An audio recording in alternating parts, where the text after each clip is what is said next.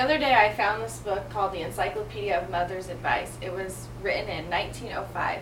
I was skimming through there and I noticed for bruise it said to put a beefsteak on your bruise to help with the bruising. I thought that was kind of interesting because nowadays we would do about the same thing, we just wouldn't use the steak.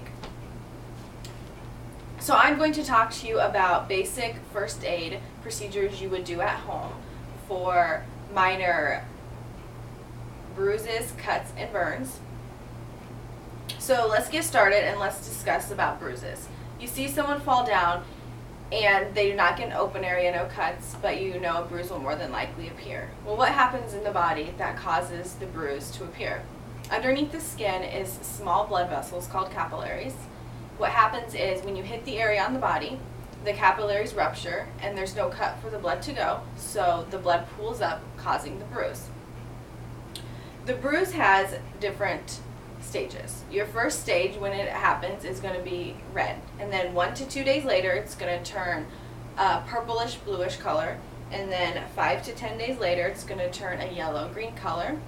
10 to 14 days after that it's going to turn a yellowish brown, and then about 2 weeks your bruise will go away.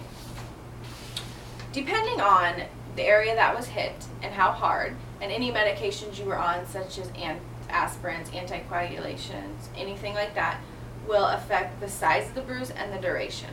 You cannot prevent a bruise from happening, but what you can do is, as soon as you hit the area, you can get ice. If you do not have already pre-made ice pack at home, you can make your own with just a baggie and put some ice in there. Put it on the area for 30 minutes to 1 hour. Do that the day it happens and then the next couple days after that, and that will help with the duration of the bruise and the size of the bruise. Now let's discuss some burns. There are 3 types of burns. Your first degree burn, the area will be red, slightly swollen, and it could be painful. What you would want to do for treatment is with the first degree burn, you would run it under cool water, not to use cold water, for about 10 to 15 seconds or until the pain goes away. Then you would want to take a sterile gauze and wrap it loosely around the area to prevent that blister from popping. A first degree burn usually will go away on its own within 1 to 2 weeks without seeing any medical attention. Then there's a second degree burn. The second degree burn is more severe than the first degree burn. The area may be red, tan, white even, blistery, very painful. You would do the same treatment on a second degree burn as a first degree burn unless it does not fall into these criteria. If it is greater than 3 inches, if the burn is on your hands, face, feet, groin, or buttocks, then you will need to seek medical attention. Then we have the third degree burn, which is your most severe burn. The area could be char black, dry, white, flaky. With a third degree burn, could be less painful than a first or second degree burn because all those nerve endings have been destroyed. So you'd want to seek medical attention right away for one of these burns. A few things not to do for burns that most people do. You do not want to put ice on the burn because that can cause more damage to the nerve and the skin. Second, you do not want to apply any ointments or butters because that could lead to infection. Also, you do not want to pop the blister because that could also lead to infection. Finally, now let's talk about cuts. You see someone fall down and they get a scrape, either the knee or the elbow. Those are just some of your main examples that you see often. First, what you would want to do is make sure the bleeding stopped. If it does not stop bleeding on its own, you want to get a dry cloth or a dressing, apply pressure, checking it every 20 to 30 seconds until the bleeding has stopped.